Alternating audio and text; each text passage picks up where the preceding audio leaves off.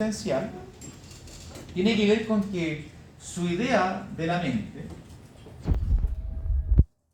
es entendida como una suerte de actividad o funcionalidad de actividad y dinamismo. ¿Sí? ¿Qué significa que las cosas sean dinámicas?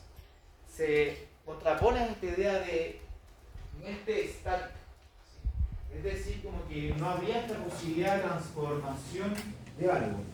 Un elemento que discute muchísimo con respecto al psicoanálisis. ¿Sí?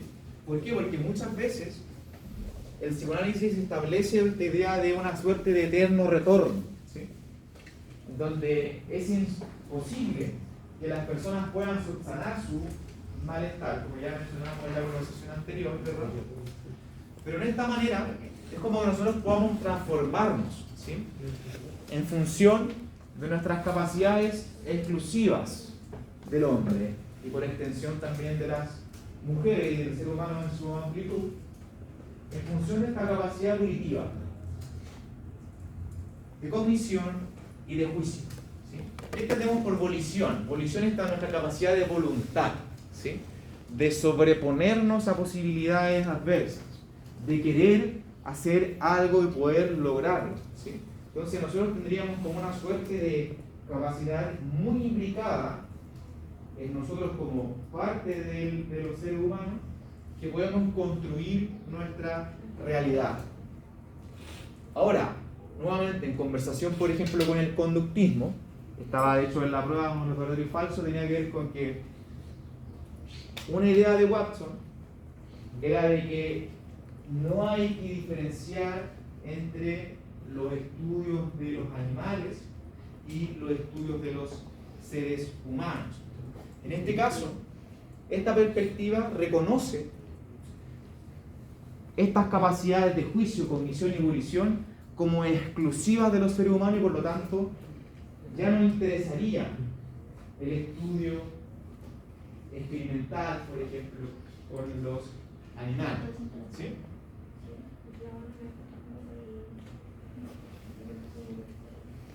Otro punto en común tiene que ver con que el individuo, en el proceso de definir su humanidad, debe rebasar la satisfacción hedonista o fisiológica, ¿sí? En aras de valores personales y actitudes sociales que sean significativas para sí. Es decir, de que si bien existe una idea de poder satisfacernos a nosotros mismos en base a estas necesidades básicas, por ejemplo la alimentación, necesidades también de cuidado eventualmente, ellas tienen que ser rebasadas, porque para esta corriente hay una idea de valores trascendentales que nosotros tenemos que lograr para poder, por supuesto, establecer un nivel de autorrealización óptimo. ¿Sí? Entonces hay una importancia en la configuración del yo, ¿sí? De cómo nosotros nos entendemos a nosotros mismos en un entorno social en base a estos grandes valores. ¿Sí?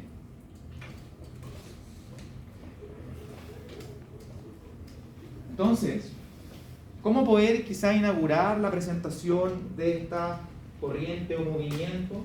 Tiene que ver con que los seres humanos los visualizamos en un laberinto sin salida. ¿Sí? O sea, es decir, la existencia humana, por el solo hecho de nacer como tal, implica una constante toma de decisión, una constante actuar, y a la vez una necesidad de asumir las consecuencias de esa actuar. De ahí origina entonces la importancia de la perspectiva filosófica del existencialismo. ¿Sí? Es decir, que nos vamos construyendo a nosotros mismos, pero a la vez hay una responsabilidad por nuestro actuar y que está constantemente puesto en cuestión. Nosotros constantemente nos estamos definiendo, estamos tomando decisiones. ¿Sí? Entonces, en relación a esta idea, es que quiero que conversemos de este movimiento, ¿vale? Entonces, Uno de los precursores, como ya adelanto, es la orientación filosófica que se identifica en torno al existencialismo. Entonces, la esencia de esta filosofía es que el individuo es libre de definir la dirección de su vida en una sucesión continua de elecciones. Continua, nunca acaba. Pero esa libertad, como principal valor, ¿verdad? Que nosotros somos hombres y mujeres libres de construir nuestro camino, ¿verdad? Y a nosotros mismos, implica necesariamente una responsabilización de ello. Y por lo tanto, la existencia humana es profundamente angustiante. ¿Sí? Hay angustia en esa toma de decisiones. Hay aprensiones. ¿Sí? Hay toda una suerte de juicios a nosotros mismos, sencillamente por esta premisa elemental de los seres humanos. ¿Sí? ¿Cómo se diferencia el existencialismo del absurdismo? ¿Cuál es el absurdismo? Era ese movimiento creado por el Albert Camus. Albert Camus es parte del existencialismo, pero enfatiza en esta idea del absurdo. ¿Sí? Pero es parte de esta familia. ¿Sí? Vamos a conversarlo ahora a continuación. Pero es parte de la familia, ¿vale? Entonces, por favor, cuando yo les pregunte, ¿qué es lo que entendemos por ser humano desde el punto de vista psicoanalítico? Lo más probable es que tienen que echar mano entonces a esta idea de que hay una suerte de movilización que viene desde lo más alejado e inconsciente, que moviliza al ser humano y que tenemos que intentar derrotar. ¿Sí? Mientras que esta vertiente dirá de que la premisa fundamental del ser humano es su capacidad de libertad en elecciones. Y a la vez hay responsabilidad, y eso fundamenta su idea casi neurológica, ocupando un concepto psicoanalítico, ¿verdad?, de la angustia, de la duda. ¿Sí? De hecho, más adelante hablará Jean-Paul Sartre de la náusea, ¿sí? Que es como algo como que me produce, ¿verdad?, como mareo, ¿sí?, como ser humano, por este constante devenir de toma de decisiones. ¿Sí? Entonces, primero quiero partir hablando de uno de los autores que, según Nietzsche, es como muy importante para esta corriente filosófica en este caso, que es Dostoyevsky. ¿Sí? Entonces, Fyodor Dostoyevsky, ¿verdad?, es uno de los escritores rusos más reconocidos a nivel mundial. ¿Sí? ¿Alguien ha leído algún texto de Dostoyevsky? ¿Cuál es el otro? Crimen y Castigo, Crimen y Castigo. Los hermanos Karamazov, Bueno, y El Jugador. jugador, bonito, sí. Lo mismo. Los tres mismos. Mira, alguien me preguntó, me voy a hacer ese pelo, ¿no? Yo, Sí. También lo vamos a hablar, ¿vale?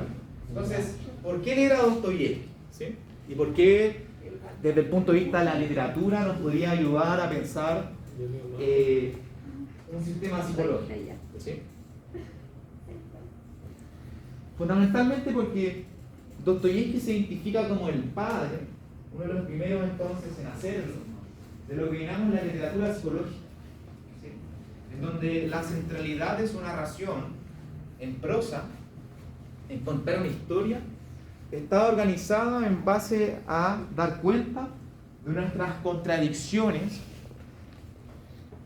de nuestras preguntas, de nuestra angustia, ¿sí?, en torno a nuestras decisiones más humanas. ¿Sí? ¿Podría repetir un poco la idea de que Dostoyevsky es el único escritor? O sea, él es uno de los primeros, más bien, uno de los primeros en establecer esta idea de lo que se denomina literatura psicológica, en base a retratar, ¿verdad?, la angustia que viene desde la necesidad, o sea, también desde la toma de decisiones que hacemos en el día a día, en un momento de nuestro tiempo, ¿vale? Entonces, Dostoyevsky, dirá Nietzsche, es el único psicólogo, por cierto, del cual se podía aprender algo. ¿Sí? Es uno de los accidentes más felices de su vida, dirá Nietzsche. ¿Sí? ¿Y por qué? Porque en sus obras más conocidas, hay un montón, de hecho, de las que ustedes ya comentaban, como Hoy la verdad, La mujer del subsuelo, Crimen y Castigo, El idiota, Está el jugador, ¿verdad? Y Los hermanos Karamazov, dan cuenta de cómo, por ejemplo, en Crimen y Castigo, el personaje principal, un estudiante, ¿verdad?, tiene que dejar de estudiar, o se ve más bien en ese dilema, porque ya no tiene dinero, ¿sí? Y él va contando entonces, de hecho el dinero que tenía venía de su familia, ¿sí? Y de hecho su hermana toma la decisión de casarse con un abogado rico para poder transmitirle este dinero, ¿verdad?, a su hermano, que es el protagonista del libro en Crimen y Castigo, para que él continúe estudiando, ¿verdad? Y él desafortunadamente no está de acuerdo, considera que no tiene que tomar esa definición, entonces lo que organiza es un crimen a una mujer prestamista, ¿sí? Y lo organiza ese crimen y establece entonces su asesinato. La asesina, pero además por extensión también que entiendo que asesina a su hermana, ¿sí?, a la hermana de la prestamista, y él comienza a pensar de que habían dos tipos de ser humano. Un ser humano que podía transgredir estos elementos morales porque era superior, y otros que sencillamente no podían hacerlo porque no eran lo suficientemente superiores para aplicar, transformar esta moral, ¿sí? El núcleo del texto, en Crimen y Castigo, está original en la medida en que desarrolla estos cuestionamientos morales de uno mismo, ¿sí? De hecho, el texto como que pasa a dar cuenta de cómo la conciencia de este personaje pasa por momentos muy lúcidos, muy agudos, y luego pasa por momentos que nosotros podríamos establecer como casi locura, elementos inconsistentes, ¿verdad? Y de hecho, al final del libro, para expoliar, ¿verdad?, él se entrega, pues no soporta la angustia y la ansiedad en la cual está emergido, sencillamente por todo este proceso. De hecho, finalmente el libro da cuenta de que no había pruebas suficientes para sancionar, ¿sí?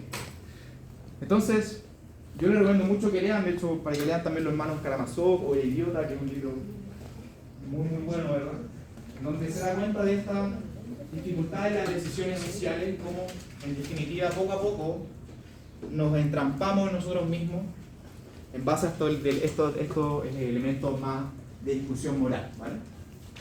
Entonces sus obras están marcadas desde el punto de vista del literario, ¿sí?, en función a la temática del libre albedrío, el sufrimiento, el orgullo. Y Dostoyevsky, y por eso Nietzsche después lo retoma, fue uno de los primeros también en mencionar que si Dios no existe, todo estaría perdido, ¿sí? ¿Y cuál es la idea? Una idea muy moderna, ¿verdad?, en base a cómo la religión, en función de identificar un ente divino, nos podría ayudar a transmitir esta responsabilidad y aliviarnos de nuestra existencia. Esta idea de la predestinación, ¿verdad? Hay una suerte de mandato divino que nos dice qué vamos a hacer. Es profundamente liberadora, ¿sí?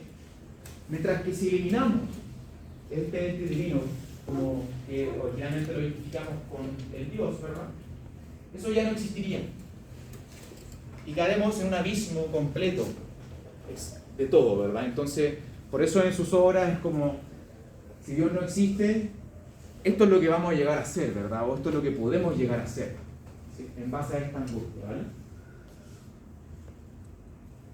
Entonces, otro pensador fundamental sin duda es Nietzsche, ¿vale? ¿Alguien ha leído Nietzsche? Siempre se lee hacia verlo Zaratustra, ¿no? La esencia, Anticristo. Claro. Hay varios textos que yo les recomiendo mucho de Nietzsche. Hay uno que es bien introductorio que se llama Cómo filosofar a martillazos, ¿sí?, que después este divulgador argentino lo retoma, Darío, un apellido impronunciable, eso lo puedo comentar, ¿sí?, en esta idea de por qué es importante reflexionar constantemente y llevar al límite nuestra idea más básica, ¿sí? Entonces, sin duda Nietzsche es uno de los principales autores, de hecho, yo diría como que uno de los principales autores que uno identifica como interesante en la adolescencia, ¿verdad? Nietzsche es considerado lo que ciertos autores han establecido como maestros de la sospecha en la modernidad, en conjunto con Marx, en conjunto con Freud. ¿Por qué? ¿Cuál es esta idea? ¿Alguien lo ha escuchado antes? ¿De los maestros de la sospecha? ¿No? Esta idea, no me recuerdo originalmente de quién la propuso inicialmente, ¿vale? Pero se suele transmitir en función a que estos tres pensadores, Marx, Freud y Nietzsche, apuntan, y de hecho algunos dirían derrumban, las principales ideas de cómo la modernidad y por extensión el ser humano se sustenta. El primer daño le infligiría a Freud, ¿verdad? En esta idea, nuevamente, que ya hemos conversado del inconsciente. ¿Sí? ¿Por qué? Porque originalmente se pensaba que los seres humanos éramos pura verdad, elemento yoico, y desde el punto de vista del orgullo, ¿qué más lesivo que decir que lo que usted quizás piensa decir no es correcto? ¿Sí? Mientras que Marx, como un pensador, como crítico al capitalismo, ¿verdad?, en función de lo que él establecía como una sociedad de clases, ¿verdad?, vendrá a decir de que esta sociedad oprime y explota desde un nivel de adquisición del trabajo humano, ¿verdad?, en base a la organización del capital, y vendrá a decir que estamos como oprimidos en un sistema que hay que transformar. Es la idea del socialismo, como una sociedad sin clase. Y Nietzsche vendrá a decir y apuntará muy fuerte a la moral. ¿Sí? Nuevamente, pensemos por ejemplo en la obra de Dostoyevsky. El protagonista en Crimen y Castigo sostenía de que la moral es algo que puede romperse. ¿Sí? Es decir, pensemos que la moral es como lo bueno y lo malo, y la ética es la práctica de ello. Y habrían seres humanos que están autorizados a romper esas grandes leyes. Es decir, no asesinar. ¿Sí?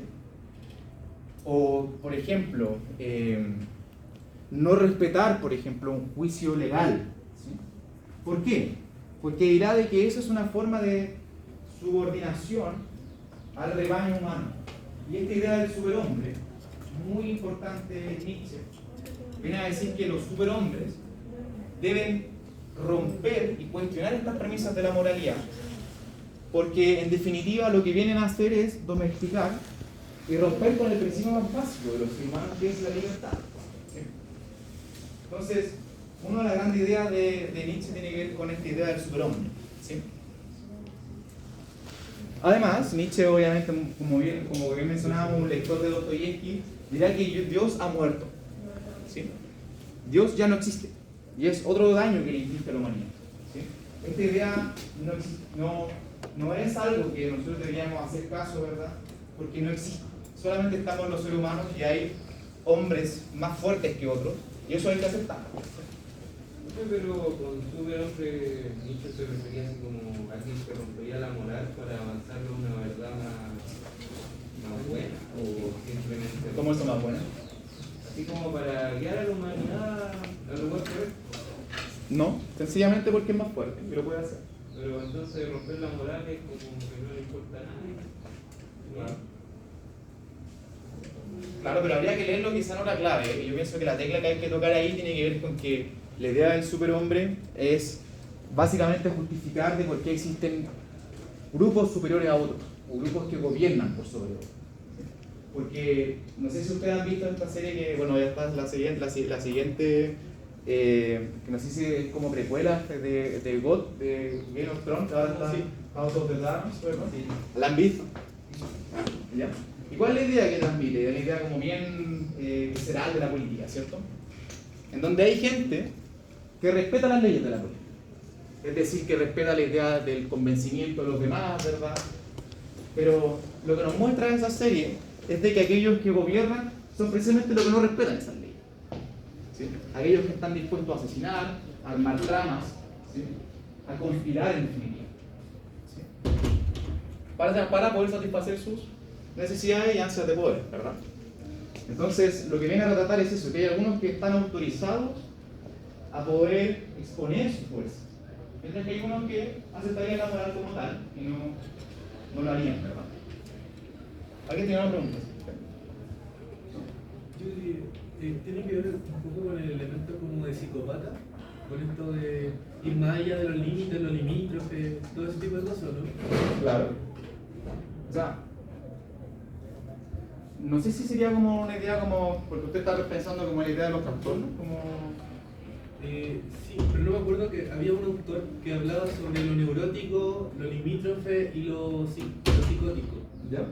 Que diferenciaba esos tres, que no sé, pues, el neurótico era el que seguía la estructura, todo lo que está escrito, la moral era como súper recta, lo limítrofe era como el intermedio entre el psicópata y el neurótico que tenía sus estructuras, pero podía desafiarlas y pasar sobre ellas. Y el psicópata era el que no tenía estructuras, el que salía sobre eso. Claro. Que era el que no tenía moral, o que no respetaba como al otro. Sí, no recuerdo puntualmente cuál es, pero eso tiene que ver con la estructura de personalidad. ¿Sí? Ah, ya. Para explicar cómo el devenir quizás psíquico y además su actuar. Tiene que ver con la estructura de personalidad. No tiene que ver mucho con como habla de la O moralidad. sea, lo podríamos entender de esa forma, pero no apunta directamente a lo mismo. ¿Sí? Pero son estructuras de personalidad. Profe, entonces con la frase de Dios ha muerto, Nietzsche se refería en realidad a que los valores se habían perdido. No, como este ente regulador. Claro, como el omnipresente que te... Claro, como, o sea, finalmente lo que viene a sustentar es de que no habría como un control claro en el destino, sino que usted puede construir sobre el destino en función de sus decisiones. Y sepa aceptarlas como tal. ¿Y no se refería también como a la ciencia como un nuevo Dios? Como De hecho, también hay textos que lo la hablan. revolución como Hay un- textos que lo hablan, sí. Hay textos que lo hablan. Sí. De hecho, Nietzsche después hablará más adelante, cuando hable de su principal idea de nihilismo. ¿Sí? El nihilismo es básicamente la idea de la nada. ¿Sí? De hecho, pues va a ser retomada desde el punto de vista sentencial en su texto de Jean-Paul Sartre, el ser y la nada. ¿Sí? O sea, como que nada tiene sentido. ¿Sí? No hay como una suerte como de consecuencia trascendental en nosotros mismos, sino que sencillamente nosotros podemos actuar en el mundo, pero también aceptamos esta idea de que somos efímeros, de que quizás la posibilidad de actuar en el mundo, en tanto esta idea filosófica del nihilismo, ¿verdad?, es que no tendría sentido nada y por lo tanto tenemos que quizás satisfacer nuestras necesidades sencillamente y poder aceptarlas como tal. ¿Sí? Entonces, por eso es un pensador tan importante, porque cuestiona muchas ideas que venían muy arraigadas. ¿Sí? Y en particular, por ejemplo, en funcionar esta cuestión de la predestinación. ¿Sí? Y no tener problema en decir de que hay seres humanos más fuertes que otros. Y lamentablemente quizás un le tocó no ser tan fuerte. Pero puede hacer algo sobre ello. ¿Sí? Entonces, ¿qué es lo que dirá Nietzsche? Una idea sencillamente para comentarlo, ¿verdad? Es que cada cual debe encarar sus elecciones y desarrollar el poderoso espíritu humano de su animalidad. Casi como usted déjese llevar por sus capacidades y ojalá que las pueda desarrollar en lo máximo. ¿Sí? Y no sienta culpa, una idea tan cristiana, la culpa, ¿no? O tan católica quizás, como de hecho hay una frase que se dice la culpa a los cristianos, así como esa cuestión es un yugo, salga de eso. ¿Sí? Y ahí puse una antipoesía de Nicanor Parra, porque la historia de Nietzsche es bien triste al final. De hecho fue la primera como historia sobre, entiendo, la demencia, que de hecho se decía la locura, pero la demencia. Y Nicanor Parra en su corazón de su artefacto, aquí no lo traje, pero en el corazón lo ocupa un paraguas. ¿Sí? Y la última frase supuestamente lúcida que dice la historia de Nietzsche es que cuando se da cuenta que comienza a transitar en la locura, dirá, perdí mi paraguas. ¿Sí? Entonces por eso Nicanor Parra siempre al corazón le pone un paraguas, ¿sí? Como desde el punto de vista de que sigue en el límite de la conciencia. ¿Vale? Una idea nomás para que lo conozcan. ¿Quién más? Jean-Paul Sartre, ¿sí? Un francés. Jean-Paul Sartre, en la defensa que siempre se dice como Simone de Beauvoir era pareja de Sartre, casi como era la pareja de Sartre, era como que casi como quitando la autoridad, yo podría decir, bueno, Jean-Paul Sartre era la pareja de Simone de Beauvoir, como que no, ella yo pienso mucho más importante en cierto modo pero era pareja, ¿vale? Y Jean-Paul Sartre elabora la noción del existencialismo, ¿sí? Por eso que les mencionaba, una de sus obras más conocidas es El ser y la nada, ¿sí? Y en ese mismo tiempo, en Francia, él comienza a reflexionar sobre estas ideas, ¿sí? Y nuevamente, siempre como clave, mira, el ser humano está, ahora no tan solo es que es libre, sino que es una condena que nos toca ser libres. Y si bien pueden haber, dirá, condicionamientos antes de que se organizara la idea de la teoría cognitivo-conductual, mira, aunque puedan haber condicionamientos, esto no coarta lo más preciado del ser humano, que es su capacidad para actuar a juicio, ¿sí? Nuevamente, ¿verdad? Quiero ser muy embajadero en eso porque es las principales ideas que están. Y la idea del existencialismo, en contraposición a lo que había antes, que es el esencialismo, era, ¿qué era antes? La esencia y la existencia. O la existencia y luego la esencia. En esta idea de Simona de Beauvoir en El segundo sexo, que era la mujer no nace, se hace, transmite poderosamente esta idea. ¿Sí? Y es que no es que las mujeres fueran débiles o se organizan así porque naturalmente se dio, sino que hay un sistema que va constriñendo su capacidad y la va señalando como lo femenino, ¿sí? Entonces, por eso reconocer que no se hace, sino que, o sea, no que prevenga, sino que se hace en el devenir, también es profundamente liberador, ¿sí? Transformador, ¿sí? Entonces, yo creo que vendría mucho, por ejemplo, lo que da Simona de Beauvoir en su segundo sexo, en su libro El segundo sexo, que de hecho hubo una reedición en una edición de bolsillo, que es muy bonita, y se la recomiendo harto para que la puedan leer. Y la idea básica es de que viene a discutir una corriente filosófica que podríamos colocar en Aristóteles, ¿sí? Aristóteles decía de cómo definimos las cosas, y dirá, según su esencia. ¿Qué es la esencia? Le preguntaba a Aristóteles en su libro, por ejemplo, La Metafísica. Y él decía que sencillamente era poder identificar cuál era la potencia de las cosas, ¿sí? Entonces, ¿qué es una semilla? Él dirá, es la potencia de un árbol, ¿sí? ¿Por qué? Porque ya viene predestinado, ¿sí? Mientras que lo que dirá el existencialismo es de que la existencia antecede a la esencia. Entonces lo que nosotros somos es lo que hacemos, y nada más, ¿sí? Todo lo demás es una idea equivocada, y más aún cuando hablamos de ser humano, ¿sí? O sea, como que pone de lado llegar a ser, si no somos nomás. Claro, pero podemos llegar a ser si es que nosotros lo proponemos, pero no es algo que esté impuesto. No es como algo que viene de base puesto en nuestro Claro. ser, sino que es algo que se desarrolla. Que se puede desarrollar, exacto, ¿sí? De hecho, Jean-Paul Sartre se vincula mucho al marxismo, por ejemplo. De hecho, él se pelea con muchísima gente precisamente por eso. Y de hecho se le cuestionaba como, ¿por qué él dirá que el marxismo, en tanto el socialismo, sería la capacidad de transformación fundamental del ser humano y ese tipo de cosas, ¿ya? De hecho, una de las razones por las cuales también se pelea con Albert Camus, o Camus, como dicen los pretensiosos. Entonces, como ya mencionaba, el rechazo a la idea aristotélica de la esencia en tanto potencia de las cosas, ¿sí? Vamos a avanzar.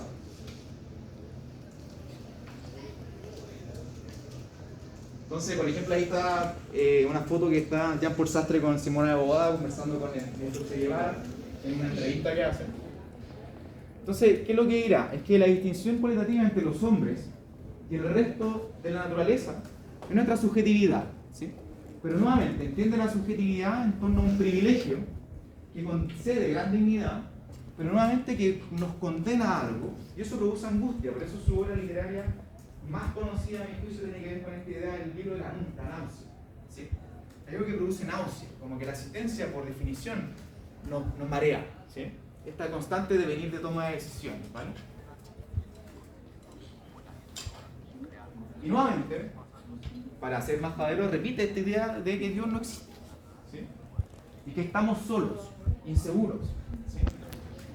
cada cual tiene la libertad de establecer sus propias reglas de comportamiento sin ninguna guía divina. ¿Sí? Entonces, es muy importante que entendamos entonces el existencialismo, el nihilismo, que obviamente hay matices, pero me interesa quedarnos con esta principal idea, de que la premisa existencial de la libertad es radical, ¿sí? De la existencia individual. ¿Sí? O sea, hay algo como que nos lleva y nos naturaliza y nos hace muy especiales, pero tiene su contradicción. ¿Sí? Eso con el existencialismo, ¿hay alguna duda? Con lo anterior. Con lo anterior hasta Dios. Lo anterior. Lo de la dieta anterior. ¿Eso? Sí. ¿Cuál es la duda? La idea general. La idea general es que, como ya he intentado desarrollar, es que la idea de nuestro privilegio, como desde el punto de vista de nuestra noción de subjetividad, la debemos entender en función de que somos entes subjetivos porque podemos pensar, razonar y elegir. ¿Sí? Por eso se dice que los animales no tienen subjetividad. ¿Sí? No se entienden como algo único. ¿Sí? Mientras que esta propiedad podríamos definirla en torno a algo muy especial que es nuestra capacidad de juicio y libre albedrío. Por ejemplo, si es que pensamos qué es la subjetividad para la teoría cognitivo-conductual, dirá que es un conjunto de pensamientos yoicos o del presente, quizás de la conciencia, que organizan de cierta manera los comportamientos, pero la noción de libertad quizás no estaría tan clara. ¿Sí? Y desde su análisis, podríamos decir que la subjetividad es esta idea de que hay conceptos inconscientes en los más reiterados que organizan la conciencia, ¿sí? En base a esta idea de la represión. Pero aquí el concepto fundamental es esta idea de la libertad, ¿vale? Y eso produce angustia. ¿Se entiende? ¿Alguna duda? Vale. Nos traje las láminas de Camus, ¿ya? Para hacer el punto. Y claro, Camus después escribió un libro que es muy bueno que se llama El mito de Sísifo, ¿ya? Que es esta idea de que Sísifo constantemente está empujando la piedra, ¿sí? Porque está condenado, ¿sí? Y está empujando la piedra no tan solo como en un plano así parejo, sino que es sobre un cerro, ¿sí? Y está condenado constantemente a subirla, y de hecho incluso aunque lo logre y llegue a llegar a la cúspide, la piedra va a caer y va a tener que subirla nuevamente en torno a un perpetuo, ¿sí? Y eso es una idea nuevamente existencial, ¿sí? Pero el énfasis de Camus es de que el absurdo, es decir, nuestra existencia, por definición lo es. Estamos constantemente empujando una piedra, ¿sí? Y no tiene fin. Y la pregunta que siempre uno podría hacerse es, bueno, ¿y cómo podríamos romper ese círculo perpetuo? Camus dirá una respuesta, viene satisfactoria, dirá que sencillamente hay gente que no podrá. ¿Sí? Pero la noción de identificar que uno está empujando la piedra constantemente también da la posibilidad de transformación, ¿sí? De poder incorporarla, ¿ya? Pero después, obviamente, Camus después se pelea con Sartre, porque de hecho se dice que Jean-Paul Sartre era el maestro de Camus, ¿sí? Y después pelean en torno a la política y eso, de que obviamente después lo podemos conversar, pero quiero llegar a otra corriente, ¿vale? Entonces, hemos hablado del existencialismo y ahora vamos a hablar de la fenomenología. Una palabra muy bonita. ¿Alguien sabe bien qué es? ¿No he escuchado? ¿Está muy de moda? No está de moda. ¿Sí? Bueno, es una corriente filosófica, vamos a intentar explicarla, ¿vale? Vamos a hacer después. La de la causalidad.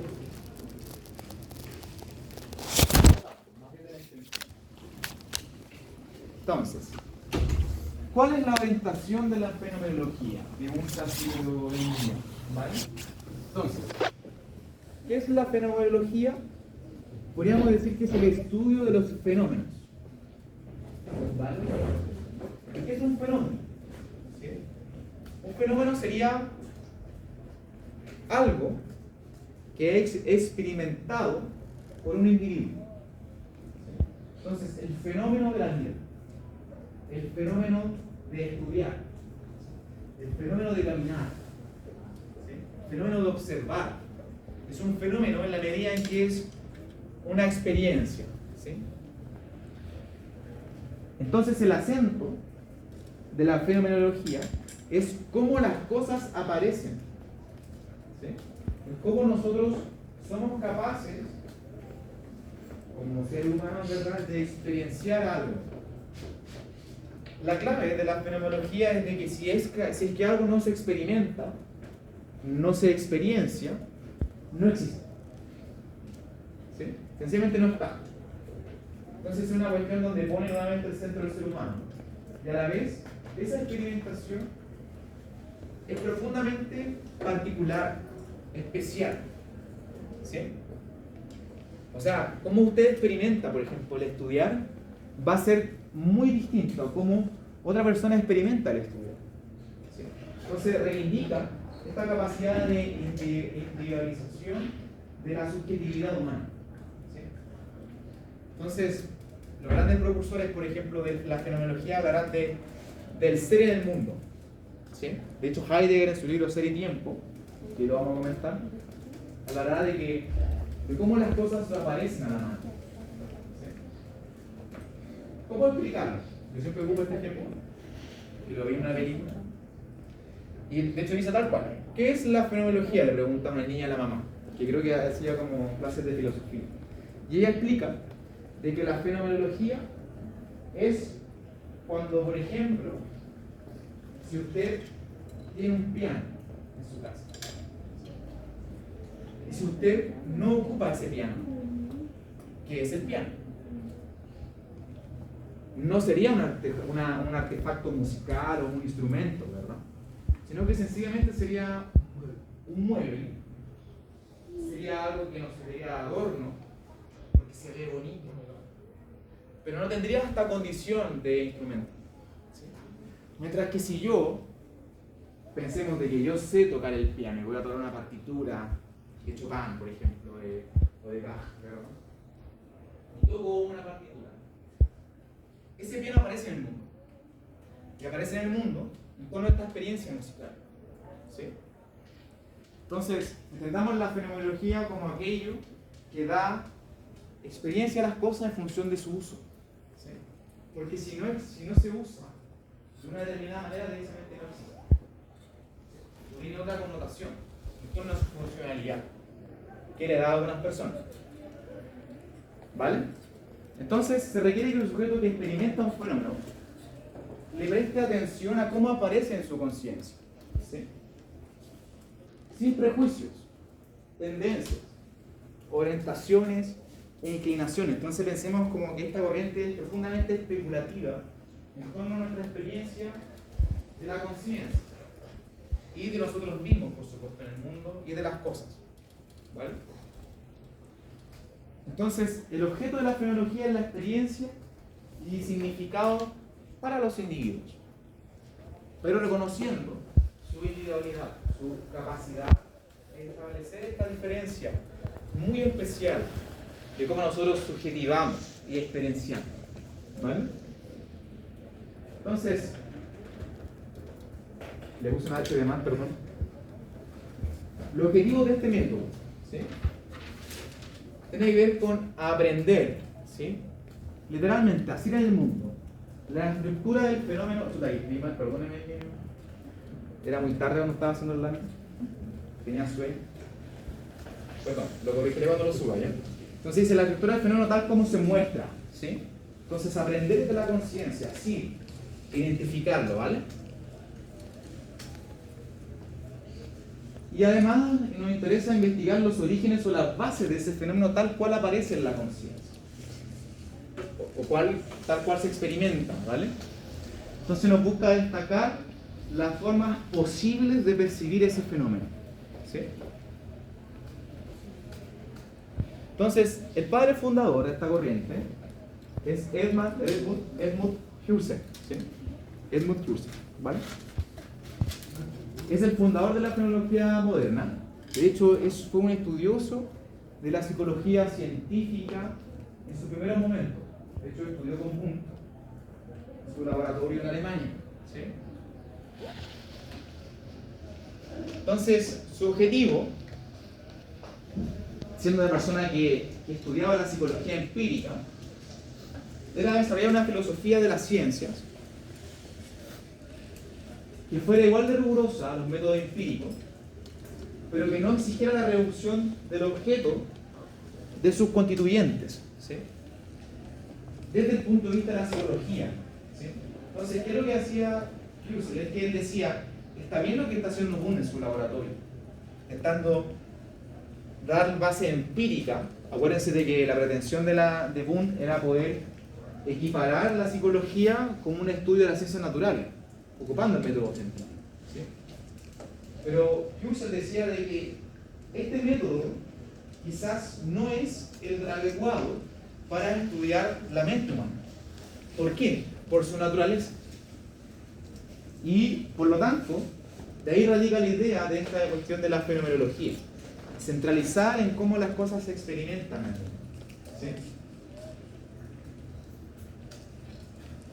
Entonces, para Husserl, la conciencia no existe como agente mental abstracto, ¿sí? Ni como un depósito de las experiencias, ¿sí? Como algo como una idea o es como un banco, ¿sí? Sino que se define como conciencia de algo, ¿sí? Nuevamente es vinculado a su funcionalidad, ¿sí? Es decir, la conciencia existe como la experiencia individual de un objeto. Entonces, la conciencia no existe como algo solo. No es que nosotros tengamos pensamientos que vienen de no sé a dónde, sino que tiene más bien como la conciencia se construye en base al mundo, en cómo está en el mundo, en cómo experimenta cosas, ¿sí? Cómo nosotros experimentamos nuestro ser, por ejemplo, le diga preguntas filosóficas, ¿sí? Tiene que ver con cómo nosotros nos vemos en el mundo, ¿sí? Por eso esta idea del mundo de la vida, muy, muy importante para Heidegger. De hecho, yo cuando estudié sociología tenía un ramo que se llamaba Sociología del mundo de la vida, ¿sí? Y tenía que ver con cómo los sujetos sociales construyen su vida en función de su funcionalidad y experiencias, ¿sí? Del mundo de la vida, ¿sí? Entonces, nuevamente, Husserl estudió con Wundt y también estudió con Brentano, ¿sí? Y él acuña, Brentano, esta idea de la intencionalidad, que afirmaba que todo acto consciente se dirige a un objeto. Entonces hay una dirección de intención, ¿sí? Entonces, desde el punto de vista filosófico, Husserl dirá de que habría al menos tres grandes clases de reducción fenomenológica, ¿sí? La primera es los agrupamientos del ser, ¿verdad? Que es lo que entendía en función de esta idea de experiencia, ¿sí? Que especifica las relaciones que establecemos nosotros como ser humano y el objeto de la conciencia al tiempo, que retiene la unidad esencial del experimentador, ¿sí? La relación del mundo cultural con la experiencia inmediata, ¿sí? Es decir, por ejemplo, cómo yo experimento escuchar una melodía, ¿sí? O leer un texto, ¿sí? Es algo muy especial que no ocurre. Llamaría una reducción trascendental que conduce a las personas, ¿verdad?, a un nivel integrador de nuestra realidad y nuestra experiencia, ¿sí? Entonces como que se unifica nuestra experiencia de estar en el mundo con el mundo en sí. De hecho, en su último texto, Husserl dirá, en una cosa que me interesa la filosofía, se lo recomiendo mucho, dirá como que cuando es como la realización de los seres humanos se establece fundamentalmente cuando nosotros logramos entender el mundo y por extensión, entendiendo a nosotros mismos podemos entender al mundo como tal, ¿sí? Entonces es una cuestión como bien paradigmática de esta capacidad especial que tendríamos los seres humanos para experimentar. Entonces, por ejemplo, mira, yo veo un perro, ya como una idea de eso está en el manual, ¿verdad? Entonces hay una experiencia yo, ¿sí? Yo veo un perro, ¿sí? Y hay un acto de experimentar que tiene que ver con eso de ver, ¿sí? Entonces usted filosóficamente le pregunta a la persona, ¿qué está viendo? Describirá sus funciones cognitivas en torno a su visualización, ¿verdad? Y algo. Y tendrá un objeto de experiencia, que será un perro, ¿sí? Pero lo más importante es de que esa experiencia de qué es ese perro para usted va a ser muy especial a diferencia de lo que yo voy a ver. Pensemos, por ejemplo, si vemos un perro, ¿verdad?, que justo entra en la sala, ¿sí? Mi perro va a ser distinto al suyo, sencillamente, por ejemplo, por la ubicación donde yo voy a observar, ¿sí? Voy a mirar una parte especial del perro, ¿sí? Mientras que usted va a ver otra parte. Y a la vez va a estar cargada de experiencia. Por ejemplo, si es que a usted no tolera el olor a los perros, ¿sí? Pensemos que el perro no está bañado, un perro callejero, ¿sí? Mientras que a mí no me gusta eso, o derechamente yo sí lo tolero. Entonces mi sensación de ese perro o esa animalidad o ese objeto de experiencia va a ser distinto, ¿sí? Entonces así pensaba la fenomenología, ¿vale?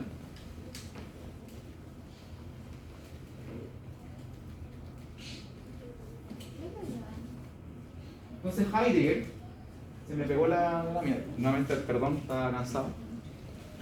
Heidegger dirá que la ciencia de la psicología es el estudio de los modos característicos de ser en el mundo, pues la gente está enajenada en su propio ser. Mira. ¿Y por qué está enajenada en su propio ser? Porque sencillamente experimenta sin darle este estatuto fundamental a nosotros como entes experimentadores, ¿sí? Entonces dirá que la vida está alienada y fragmentada psicológicamente hasta que en última instancia una existencia psicótica, ¿sí? Entonces lo que dirá es como que no habría una realidad, ¿sí?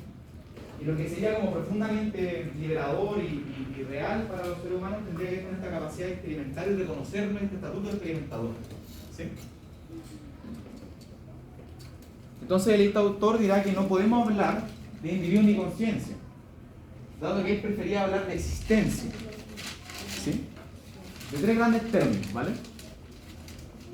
Entonces dirá, por ejemplo, que hay ánimo o sentimiento, dirá que hay entendimiento de algo, ¿sí? Y dirá que hay esta capacidad de hablar. Entonces la gente no siente, la gente no tiene, sino que es estado de ánimo.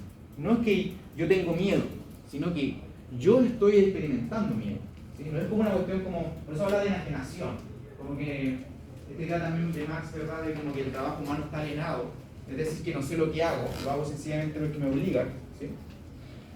Eso es profundamente como traumático también para nosotros, ¿sí? Entonces en esta idea también filosófica dirá que la gente no tiene, ¿verdad?, tristeza, que está triste, que es distinta a la entonación, distinta a la manera de expresarlo, ¿sí? Además hablará de esta capacidad de entendimiento, que es esta idea de examinar nuestra propia conciencia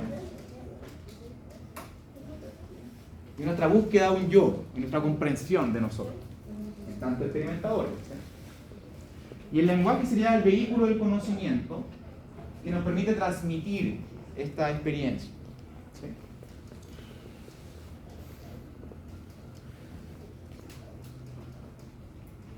Entonces la ansiedad, por ejemplo, cuando conceptos que hoy día nosotros ocupamos ampliamente, lo decía Heidegger, ¿verdad?, en sus textos, decir que la ansiedad es el miedo a no ser, la antítesis del ser, que es el resultado de que el individuo no esté dispuesto a enfrentar la muerte, ¿sí? Entonces, desde el punto de vista casi como patológico, ¿verdad?, es que ¿de dónde viene la ansiedad? Sencillamente en esta incapacidad de tolerar nuestra muerte, ¿sí? Entonces, desde el punto de vista nuevamente fenomenológico, lo importante sería poder integrar esta posibilidad, es aceptarla como tal. Entonces, la peculiaridad de la vida radica en nuestra comprensión, por mínima que sea, de nuestro propio ser. Entonces, como la meta de autorrealización de los seres humanos sería nuestro nivel de comprensión de nosotros mismos, pero no un nivel abstracto, sino a la vez de nosotros mismos en el mundo, ¿sí? Entonces, por eso uno siente angustia, o por eso uno siente ansiedad, dirá, porque no podemos comprendernos a nosotros, que sería un objetivo fundamental de esto que llamamos conciencia, ¿sí? Poder experimentar y entender las cosas, ¿sí? ¿Cómo vamos? Bien. ¿Cómo suena todo esto? ¿Muy raro? Es nuevo. ¿Sí? Ese ejemplo que dio el piano, dijo que para la fenomenología yo tengo que saber tocar el piano o tengo que saber qué es. no es que tenga que saber, sino que su experiencia con el piano va a estar sustentada en su capacidad de hacer funcionar ese piano. Porque si usted no sabe hacerlo funcionar, no es un piano, es otra cosa en ese mundo. Pero un piano. Pero si usted tiene esta idea del piano, pero puede ser una idea abstracta, pero lo que no importa tanto como su idea abstracta, sino cómo ello puede funcionar en el mundo real. ¿Sí? Entonces yo no puedo hacer funcionar el piano con un piano porque no sé tocarlo. Claro, pero quizás usted tenga una precondición de lo que es un piano, entonces usted sabe conceptualmente qué es, pero en la experiencia eso no existe. Pero y visualizando la experiencia de otro, se puede Ahí está la hacer clave. una apropiación de... Ahí está la clave y por eso nosotros podemos hablar de psicología humanista fenomenológica. ¿Por qué? Porque la clave, ya me estoy adelantando, es de que si una persona experimenta individualmente algo, la clave del terapeuta o el psicólogo en este caso es poder empáticamente entender su mecanismo de experiencia. ¿Sí? Asumiendo que es distinto, pero poder hacer la posibilidad de experienciar como el otro experimento y asumir esa individualidad. Pero puedo conocerlo, pero a través de él. ¿Sí? Entonces, por ejemplo, yo el piano puedo tocarlo y que suene como un piano. ¿De verdad? Sí, pero creo que no tiene que empezar a decir si hay una regla de que tengo que saber tocarlo de tal manera para yo poder decir que... Pero pensemos quizás más prácticamente. Pensemos, por ejemplo, que ese piano, bueno, de hecho hay uno en la entrada de la casona, ese piano está cerrado y usted no es capaz de ver las teclas. Y si no es capaz de ver las teclas y quizás ese piano tiene una forma extraña, usted cuando lo observe quizás no va a ser un piano sencillamente para usted. Porque no conoce qué es un piano. Quizás no hay están los elementos importantes, por ejemplo, desde el punto de vista del género, que se ocupa mucho como la orientación tecnológica para los estudios de género. Es de que hay grandes como teóricos del género que buscan explicar de que hay marcadores de género en el mundo. Por ejemplo, el uso de vestimentas, ¿sí? El uso de colores. ¿Sí? Sencillamente, de hecho, mi mamá, cuando tenía el pelo largo, cuando era más loro, le decía, pareces mujer. ¿Sí? Es porque había una idea muy arraigada de esa generación de que el pelo largo es lo femenino. ¿Sí? Y pensemos, por ejemplo, cuando ya se empieza a aceptar la idea de que hay personas que se inscriben en un género ambiguo. ¿Sí? Por ejemplo, de autores como Paul Preciado, que les comentaba que cuando se llega, por ejemplo, al psicoanálisis tiene otro texto que se llama el texto Yonki, de su experiencia en el tránsito, el uso de testosterona aplicada, ¿verdad?, a su piel, explica cómo él experiencia ese tránsito de la masculinidad, entendida en clave de testosterona. ¿Sí? Pero una cuestión muy especial. ¿Por qué? Porque de hecho muchos estudios de género dicen que la clave para entender la masculinidad y la feminidad estaría alojada en esta capacidad de poder transitar.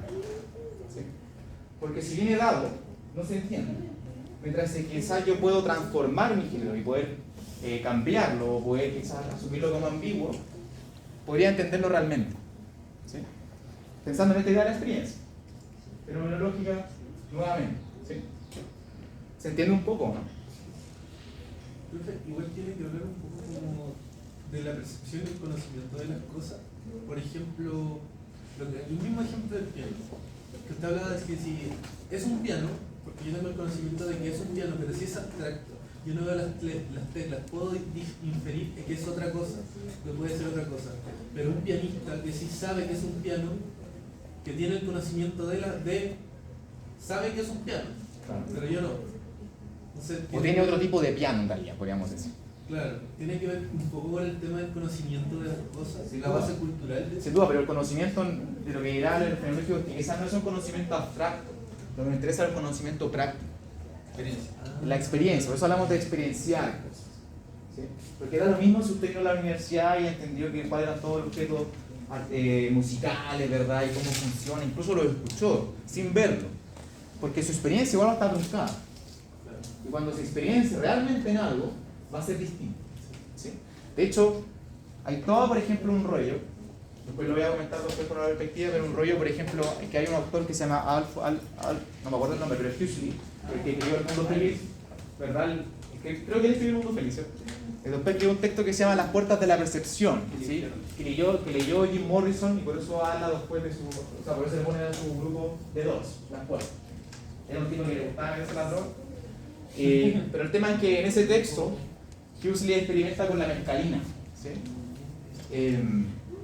Y ahora las puertas a la percepción de cómo la percepción sería algo que teníamos que sondear, abrir, ¿sí? Y podemos experimentar distinto, ¿sí?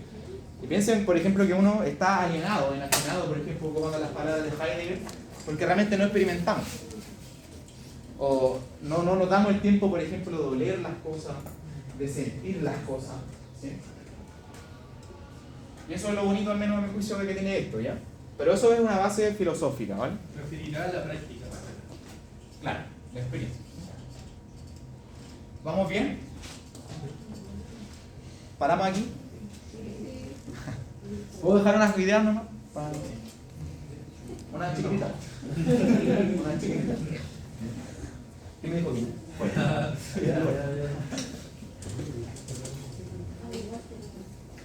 Ya, entonces hay una mezcla de esto. Entonces, yo quiero ahora hablar de lo que es la psicología existencial fenomenológica. Psicología existencial fenomenológica, estamos intentando integrar estas perspectivas, ¿vale? Que es, de hecho, la unidad que queremos conversar. Entonces, la psicología existencial fenomenológica es una aplicación de principios filosóficos, por lo regular, en los medios clínicos y terapéuticos. Y tales principios se resumen en que la persona se considera un individuo que existe como ser en el mundo. La existencia de cada cual es única, y refleja percepciones, valores y actitudes, ¿vale?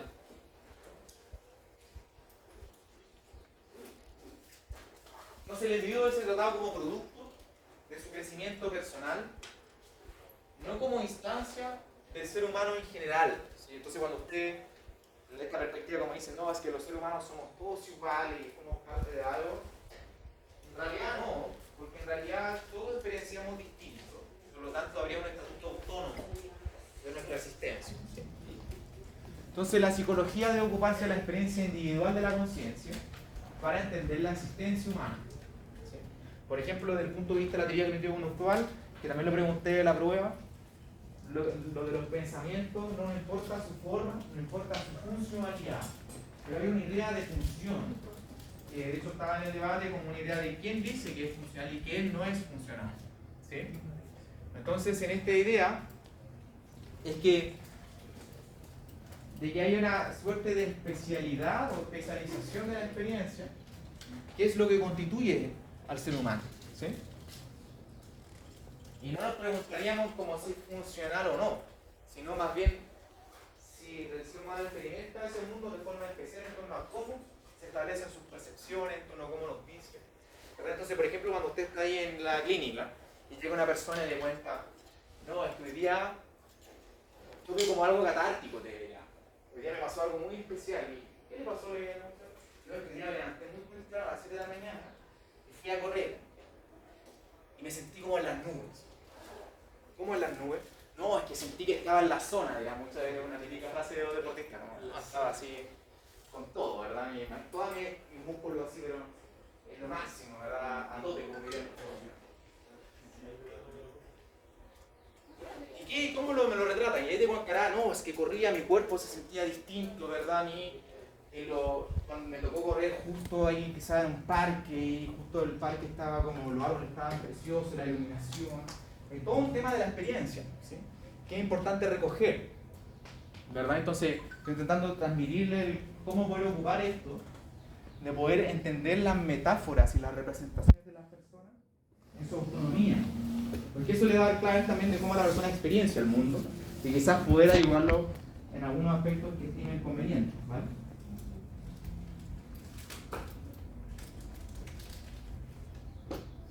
Entonces, la persona, dirá la psicología existencial fenomenológica, avanza por la vía luchando por contrarrestar la despersonalificación de la existencia de la sociedad, que la llevaba a la negación subjetiva, la soledad y la ansiedad. Esto es como que una típica como motivo de consulta que llega a la gente a veces, es como que no puedo sentir, no siento. Y en todo plano de que no estoy presente. ¿Cómo es eso que no está presente? Como que estoy y no estoy. ¿Sí? Es como el de alienado de la conciencia. ¿Sí? Incluso si hay, por ejemplo, cuando te cuentan el plano de la sexualidad, ¿verdad? Como cuando los actos sexuales también sienten que no están presentes. ¿Sí? Como una disociación o una dislocación del ser en el lugar. ¿Sí? Entonces, tiene que ver con esto, ¿verdad? Como de que nosotros luchamos constantemente por nuestra conciencia. Porque si nos quitan esto, es lo más terrible que nos puede pasar. Pensemos en el trabajo. Si nuevamente, por ejemplo, si usted trabaja ahí en la línea de producción, como pensando en los tiempos modernos de su película de Chaplin, ¿sí? Donde está usted moviendo la tuerca todo el rato. Y dirá como, ¿por qué trabajo? ¿Para qué hago esto? ¿Sí? Claro, pero la plata no es suficiente. ¿Sí? Porque usted no le va a permitir tolerar todos esos años, o sea, todos esos 30 días de sufrimiento, esperando que luego venga un monto de plata. ¿Sí? Entonces, pensemos en toda esta idea que son interesantes para dar cuenta de esta corriente. ¿Vale? Entonces, el método de la fenomenología permite el examen de la experiencia individual. ¿Sí? Y poder hincar el diente ahí y poder darle esta capacidad estatutaria y configurativa de los seres humanos. ¿Vale? Bien, vamos a quedar hasta acá. Siento que es alto, ¿no?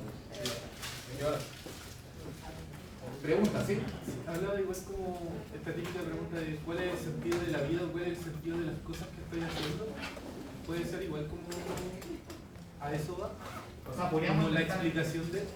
Claro, pero depende como si por el sentido de por qué estoy haciendo esto, podríamos preguntar. Y lo que yo le preguntaría de vuelta, si que usted me dice eso, es ¿cuál es su sentido? También el pensamiento de la persona. Claro, todo yendo al... porque pensemos que tampoco nosotros siempre nunca queremos imponer nada. Claro. Entonces, pero usted qué entiende por eso. De ahí no puede trabajar, ¿sí? Hay algo que no, yo creo que entendí lo que es la fenomenología. Silencio, por favor, para que nos vayamos. La fenomenología es el estudio de los fenómenos. Eso está ligado a la experiencia y que todos tienen distintas experiencias y todos pueden tener distintos significados del fenómeno. Ya. ¿Y qué tiene que ver eso? ¿Con qué se conecta con la psicología existencial? No caché esa parte, como que se puso a hablar de esto y entendí lo que es esto, pero no caché la... Ya. La pregunta clave que hacía el compañero, que es una pregunta que quizás se están haciendo, es, vale, estamos hablando de la fenomenología, ¿por qué yo hablo de psicología existencial fenomenológica? ¿Por qué? ¿Por qué mezclamos las dos cosas? Las dos perspectivas filosóficas y decimos que están juntas. ¿Por qué? ¿Cuál es la premisa del existencialismo?